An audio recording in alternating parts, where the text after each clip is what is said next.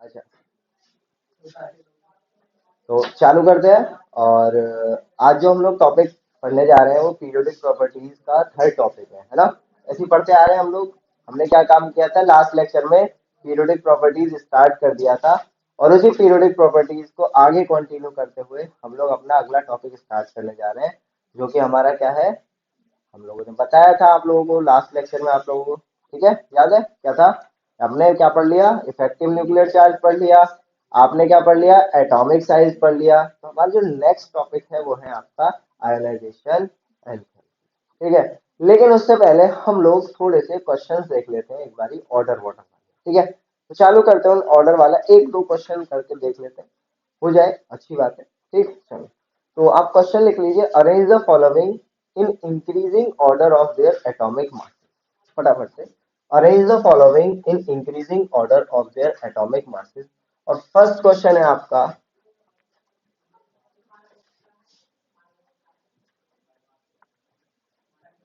आपके चारों एलिमेंट्स आपके लिखे हुए हैं, तो कौन कौन से हैं आप जरा देखो। लिथियम, बेरिलियम, बोरॉन और सोडियम। आपको इनको अरेंज करना है इंक्रीजिंग ऑर्डर। इंक्रीजिंग ऑर्डर का मतलब क्या होगा, पहले सबसे छोटा, फिर बड़ा, बड़ा उससे बड़ा। यहाँ पे ना तो आपको साइज गिवन है ना कोई चीज, सिर्फ जो आपको एक चीज बताई गई थी क्या, कि लेफ्ट से लेके राइट तक साइज डिक्रीज होता है और top to bottom size increase होता है। सिर्फ वही प्रॉपर्टी का यूज करते हुए आपको यहाँ पे इनका ऑर्डर लगाना, और ऐसा ही क्वेश्चन आपको देखने को मिल सकता है। सही है सबका, चलो सर। तो अब बात करते हैं क्वेश्चन करें कैसे। सर आपको बस ये चीज पहचाननी है कि कौन सी चीज पीरियड में है और कौन सी चीज ग्रुप के अंदर है, सिंपली। आपको बस इतना समझना है कि कौन सी चीज पीरियड में आ रही है और कौन सी चीज ग्रुप में आ रही है। जैसे अगर मैं लिथियम, बेरिलियम, बोरॉन और सोडियम की बात करूं, तो लिथियम, लिथियम के नीचे आता है आपका क्या, लिथियम के नीचे क्या आता है आपका सोडियम, और उसके नीचे सर जरा ध्यान देना इधर, इधर क्या आता है आपका बेरिलियम, और बेरिलियम के बाद क्या आता है आपका बोरॉन, ठीक है। इतनी चीज समझ में आई, यहाँ तक कोई दिक्कत पक्का। अब जरा देखो, इतना होने के बाद आपको पता चला कि top to bottom size increase होता है, यानी कि इन सबसे बड़ा कौन होने वाला है, सोडियम। और इधर से इधर साइज क्या होता है, डिक्रीज। तो सबसे छोटा कौन, बोरॉन। तो सबसे छोटा आपको मिल गया बोरॉन, फिर उसके बाद कौन मिला, बेरिलियम, और फिर उसके बाद लिथियम, और फिर सोडियम। ये आपका हो गया क्या, increasing order of their size. अब आ गया समझ में, आसान है ना। चलो एक क्वेश्चन और करके देखते हैं, अगर हो जाता है तो, ठीक है। चलो, तो कार्बन, नाइट्रोजन, ऑक्सीजन, आपका सेकंड क्वेश्चन आपके बोर्ड पे लिखा हुआ है। सिंपली आपको यही चीज करनी है और करने की कोशिश करो फटाफट से, ठीक है। बस ये पहचानना है कौन सी चीज पीरियड में अरेंज हो रही है और कौन सी चीज ग्रुप में अरेंज हो रही है। उसके हिसाब से आप लोगों को क्या काम करना है, क्वेश्चन को सॉल्व करना, और आपका काम खत्म, ठीक है। यहाँ तक समझ में आया पक्का, करो फटाफट से। देखो, अगर मैं यहाँ पे इस क्वेश्चन में बात करूं, तेरा कार्बन, कार्बन के बाद क्या आता है नाइट्रोजन, उसके बाद आता है ऑक्सीजन, और यहाँ पे पोटेशियम, पोटेशियम, पोटेशियम भाई साहब फॉस्फोरस, ठीक है। थोड़ा सा सिंबल को जरा देखें, पोटेशियम का सिंबल क्या है आपका, के। तो इसमें कंफ्यूज नहीं हो, पोटेशियम का क्या है, के, ठीक है। तो के ये हो गया। यहां से यहां तक साइज क्या होता है, डिक्रीज, कम होता है। और इसका साइज क्या होगा, ये इंक्रीज। तो सबसे लास्ट में कौन जाने वाला है, ये, ठीक है। तो आपका हो गया सबसे छोटा कौन, ऑक्सीजन, फिर उसके बाद नाइट्रोजन, फिर कार्बन, और फिर फॉस्फोरस। अब किसी ने पोटेशियम बोला ना तो खून खुल जाएगा। समझ में आ गया, आसान है पक्का। चलो एक क्वेश्चन और करके देखते हैं, मैं लिख लिया है, अब मैं लिख लूँ, ठीक। एक क्वेश्चन और मैं आप लोगों को दे दे रहा हूँ, उसको भी समझ लेना। अ,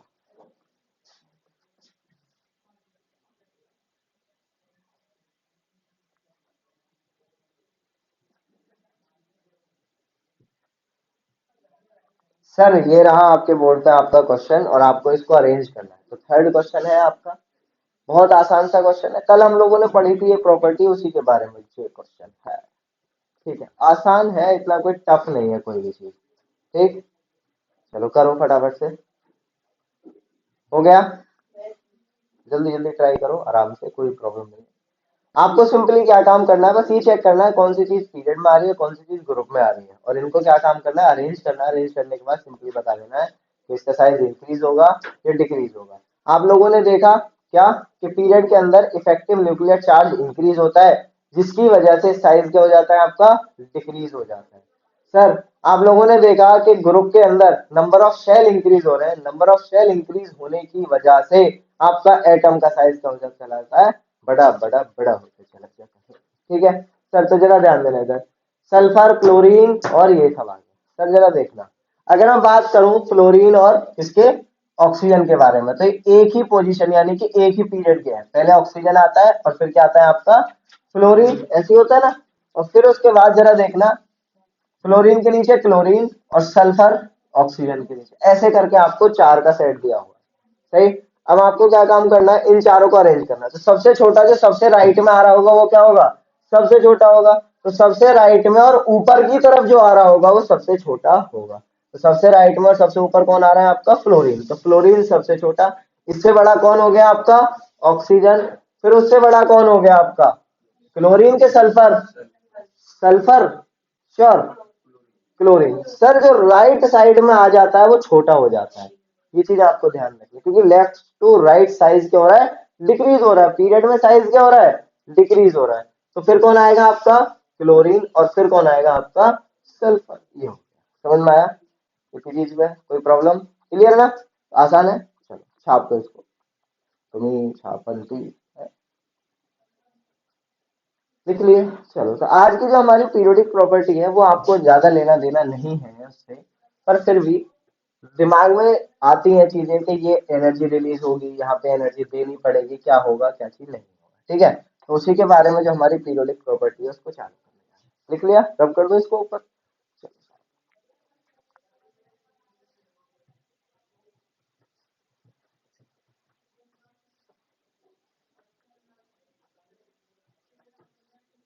देखो जी, तो हेडिंग डाल लीजिए आयनाइजेशन एनर्जी।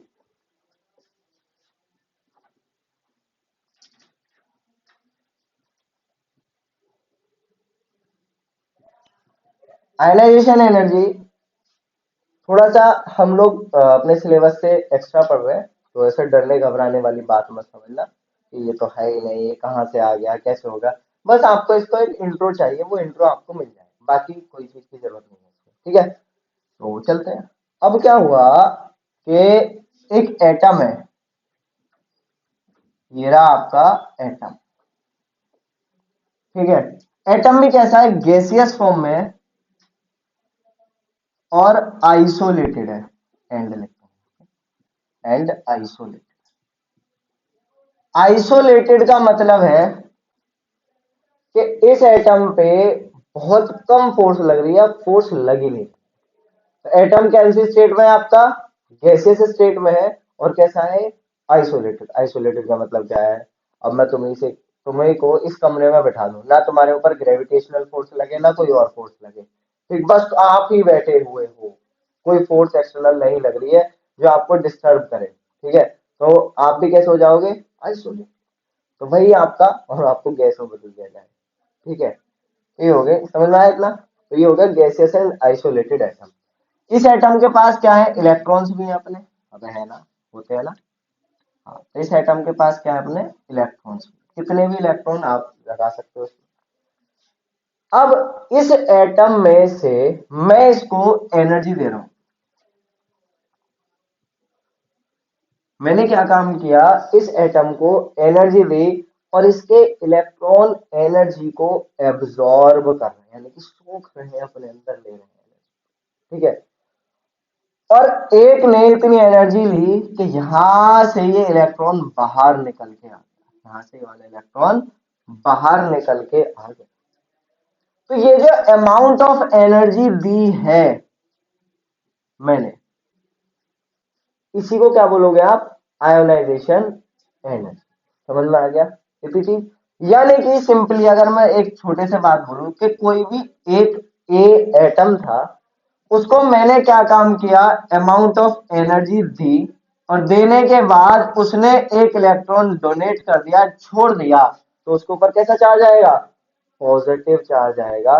तो उसी अमाउंट ऑफ एनर्जी को आप क्या बोलते हो, आयोनाइजेशन एनर्जी या आयोनाइजेशन एंथैल्पी, आयोनाइजेशन पोटेंशियल के नाम से भी जानते हैं, बस सिंपली। और यहाँ पे आपको क्या मिल गया, एक इलेक्ट्रॉन।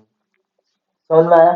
तो यानी कि ये जो एनर्जी है, अगर मैं मेटल के केस में बात करूं, ध्यान दे रहे हैं, मेटल के केस में बात कर रहे हैं, मेटल, मेटल की सबसे खास प्रॉपर्टी क्या होती है, मेटल की सबसे खास प्रॉपर्टी होती है कि ये इलेक्ट्रॉन को तुरंत दे देता है। वो होता है कि नहीं होता? मेटल्स आर गुड कंडक्टर, क्यों? क्योंकि ये इलेक्ट्रॉन्स को तुरंत डोनेट कर देता है, ठीक है, फ्री स्पेस में पड़े रहते हैं इसके। तो जरा सी एनर्जी मिली, ले भाई मेरे से ले जा, अपन तो दानी है, ठीक है, इलेक्ट्रॉन लेके। समझ में आया यहाँ तक के लिए? तो इसका मतलब मेटल्स की आयनाइजेशन एनर्जी कम होनी चाहिए कि ज्यादा होनी चाहिए? कम। क्यों? हल्की सी एनर्जी दो, इलेक्ट्रॉन ले लो। भाई आपका एक ऐसा दोस्त है जो बिल्कुल मजबूरी आने का, आप छोटी सी मजबूरी हो, उसको मजबूरी बताओ, तुरंत पैसे दे देता है, ठीक है। और एक कोई ऐसा दोस्त है तो जिसको बहुत बड़ी मजबूरी बताओ तब भी पैसे ना दे, ठीक है। तो अगर हम मजबूरी को कंपेयर करें एनर्जी से, ऐसे सोचो कि मजबूरी है एक एनर्जी, तो कौन से वाले से इलेक्ट्रॉन को कंपेयर करते हैं, मनी से, पैसे से, ठीक है। तो कहां से पैसे निकालने आसान होंगे, जहां मजबूरी कैसी भी हो पैसे मिलने मिलने, ठीक है ना। तो ऐसा दोस्त, वैसे ऐसा कोई दोस्त होता नहीं है, आप कितनी भी बड़ी मजबूरी बता दो, वो दोस्त कहता है भाई कुछ नहीं है इन बातों में, ये एनर्जी एनर्जी कुछ नहीं होता, तो अपने आप व्यवस्था कर ले, क्योंकि उसको पता है एक बार चले गए ना तो निकालने बड़े मुश्किल है, ठीक है। तो ऐसा कोई दोस्त मिलता नहीं है वैसे, अगर किसी का हो तो वो बहुत लकी है, समझ लेना। हमें तो मिला नहीं आपका, ठीक है, तुम्हें मिला हो तो बताना। सही, तो ये क्या हुआ आपका, ये समझ में आया? इसको बोलते हैं आयनाइजेशन एनर्जी। इस एनर्जी का लेन देन सिंपली किस चीज से है, मेटेलिक करेक्टर से। तो अब हमारा जो नेक्स्ट टॉपिक चालू होने जा रहा है वो क्या है आपका, मेटेलिक करेक्टर। तो फटाफट से आप क्या काम करो, इसको ऐसा का ऐसा ही लिख लो, और हम लोग चालू करेंगे कौन सा टॉपिक आपका, मेटेलिक करेक्टर। तो हेडिंग डाल लीजिए आप, मेटेलिक करेक्टर। तो नेक्स्ट टॉपिक हमारा कौन सा है, मेटेलिक करेक्टर। सर बहुत आसान टॉपिक है, आयनाइजेशन एंथैल्पी, हमारा कुछ इसमें ज्यादा लेन देन नहीं होता, पर हम लोग चालू करते हैं मेटेलिक करेक्टर। तो हेडिंग डाल दीजिए,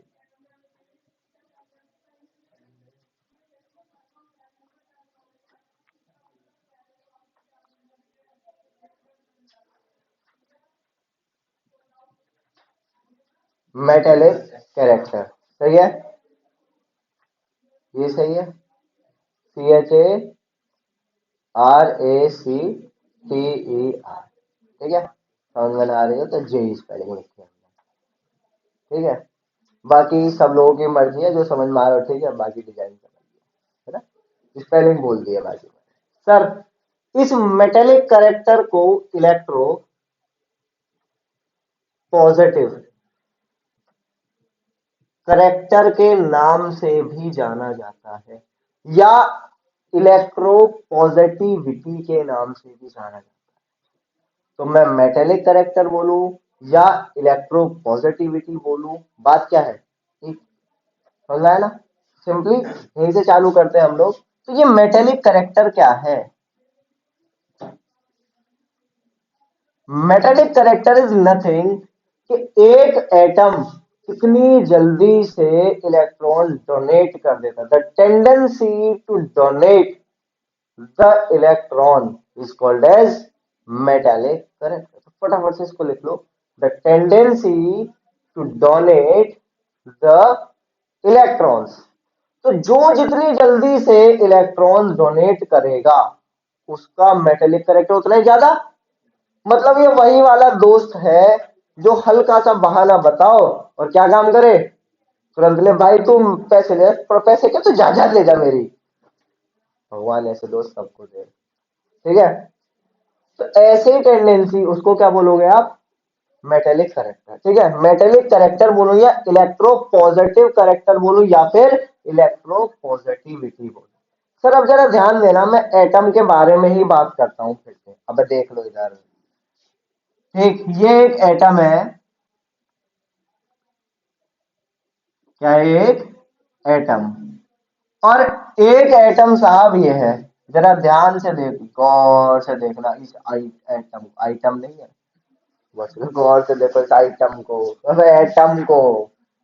ठीक है, आइटम माने थिंग, ठीक है, ऑब्जेक्ट। गलत मत लेके जाया करो, ये तुम्हारी मुस्कुराहटें कुछ कह रही हैं। यहाँ तक समझ में आया? तो अब जरा देखना, चार,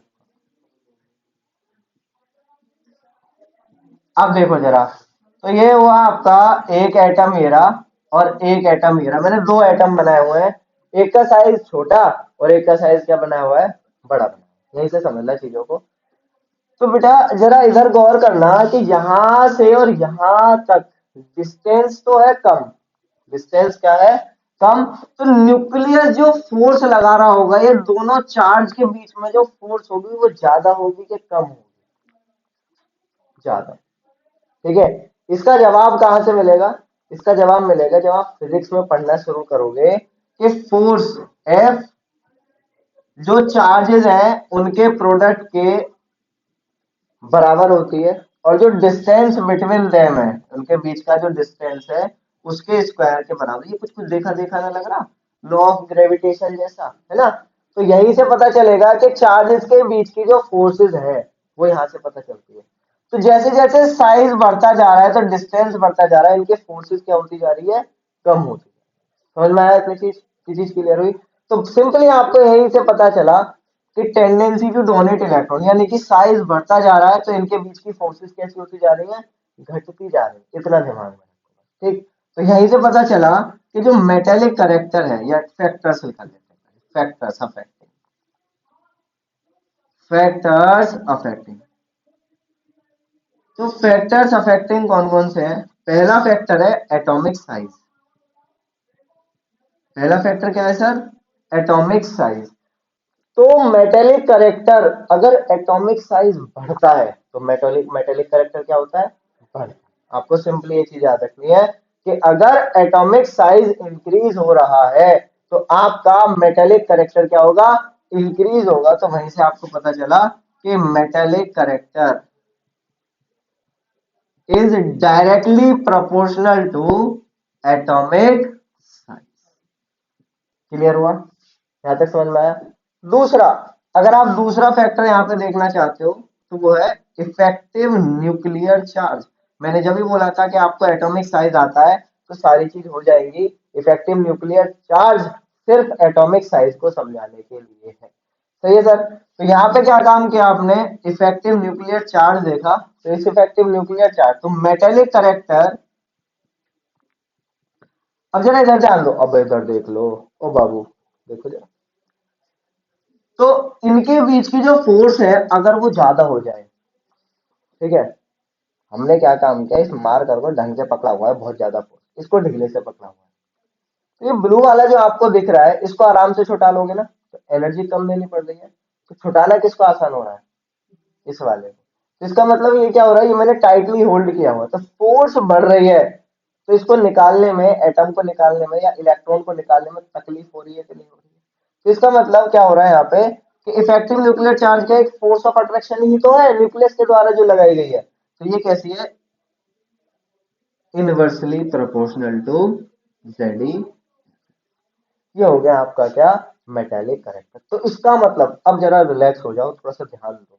इसका मतलब अगर मुझे मेटेलिक करेक्टर का ऑर्डर लगाना है तो मुझे पहले किसका ऑर्डर लगाना है, एटॉमिक साइज का। और फिर उसके बाद मैं क्या बताऊंगा, मेटेलिक करेक्टर किसका ज्यादा है और किसका नहीं। ठीक है, नाम मेटेलिक करेक्टर बोल रहे हैं, लेकिन आपको सिर्फ इतना याद रखना है, मेटेलिक करेक्टर का ऐसा नहीं है कि नॉन मेटल में नहीं होगा, ये नॉन मेटल में भी प्रेजेंट हो सकता है। तो आपको इतनी चीज ध्यान में रखनी है कि मेटेलिक करेक्टर ऐसा नहीं है कि बस मेटल्स के अंदर ही होगा, ये नॉन मेटल्स के अंदर, मेटेलॉइड्स के अंदर भी हो सकता है। तो हमें इसको निकालने के लिए इन दोनों फैक्टर्स का यूज करना पड़ेगा। ठीक है, इनको लिख लो। और फिर इसके बाद जो आपका नेक्स्ट फैक्टर है वो है कौन सा, नॉन मेटेलिक करेक्टर। तो मैं ही नॉन चिपका दिया, नॉन माने नमक है। अरे हमारी दादी बोलती थी, ओए नॉन लाओ, नॉन माने नमक, ठीक है। बहुत से नून नून करते हैं, ऐसा होता है। तो नॉन मेटेलिक करेक्टर, ठीक है। तो मेटेलिक करेक्टर लिखना पहला, अब मैं मिटा दूं, तुम्हारा कोई भरोसा नहीं। पता चली नॉन मेटेलिक में जे छाप दिया और फिर कह रहे हमारा तो क्वेश्चन गलत हो गया। लिख लिया सर? तो अब जरा ध्यान देना, सेम चीज है, लिखो फटाफट से। अब मैं वीडियो यहीं से स्प्लिट कर दूंगा।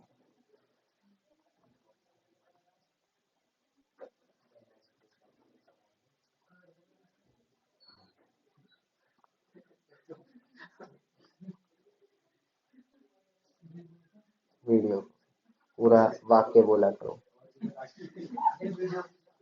Complete the sentence. हम तुम्हें भी काट सकते हैं। हो गया? तुम्हें छाप लिए कि नहीं?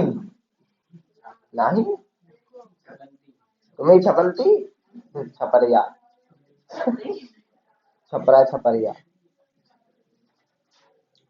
तुम्हें छपरिया छपलती नहीं। डेफिनेशन लिख ली ना इसकी? समझ में भी आ गई डेफिनेशन, आसान सी है, टेंडेंसी है इलेक्ट्रॉन को डोनेट करने की। चले आगे। तो देखो, नेक्स्ट बात करते हैं हम नॉन मेटेलिक करेक्टर की। नोट्स ज्यादा इतने लंबे तगड़े नहीं लिखने हैं, हम लोग को कंसेप्ट पता होने चाहिए।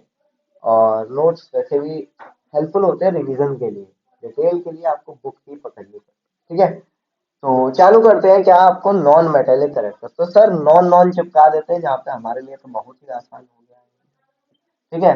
तो ये नॉन मेटेलिक करेक्टर क्या होगा? नॉन मेटेलिक करेक्टर होगा सीधा सीधा इलेक्ट्रोनेगेटिविटी। यहाँ पे हमने क्या लिख रखा है? पॉजिटिव, तो यहाँ पे क्या लिखेंगे? इलेक्ट्रोनेगेटिव, या फिर इलेक्ट्रोनेगेटिविटी। इलेक्ट्रोनेगेटिविटी या इलेक्ट्रोनेगेटिव करेक्टर, अगर मैं इसको छोटे से शब्द में बताऊं तो ये है, वो क्या था? टेंडेंसी टू डोनेट, और ये क्या है? टेंडेंसी टू कीप द या गेन द इलेक्ट्रॉन। अपने पास में इलेक्ट्रॉन रखने की जो टेंडेंसी है उसको क्या बोलोगे? अब जो पैसा बिल्कुल खर्च नहीं करना चाहता और अपने पास में पैसा खींच खींच के लाता है, इसका भी ले, इसका भी ले, इसका भी ले, भाई लिया, तो उसको क्या बोलते हो? लालची। सीधा सीधा, अगर मैं सीधा सीधा बोलूं कि नॉन मेटेलिक करेक्टर या इलेक्ट्रोनेगेटिव करेक्टर या इलेक्ट्रोनेगेटिविटी क्या चीज है, तो ये क्या चीज है आपका? क्या है, क्या है, क्या है? अब लालचीपन है इलेक्ट्रॉन के लिए, सीधे सीधे ये याद रखिए। वो क्या था? दानीपन, ठीक है। और ये क्या है? लालचीपन। क्लियर हुआ? यहां तक समझ में आएगा? ऐसे ही ध्यान रखना है तुम्हें। तो यहाँ पे क्या लिखोगे इसके लिए? नॉन मेटेलिक कैरेक्टर के लिए, the tendency to gain or accept or keep the electron within the atom or near the atom. The tendency to gain or accept or keep the atom is called as, oh atom नहीं, electron, to keep the electron is called as electronegativity, या फिर क्या लिख सकते हो? Non metallic character या फिर electronegative character. तीनों चीजें का मतलब सेम है। अब आ गया समझ? चले आगे, पक्का? चलो तो साहब, देखो फिर से वही कहानी दोहरेगी यहाँ पे, और कुछ नहीं होने वाला। पहले मैं ये वाले मिटा देता हूँ, तो ये मिट जाओ भाई।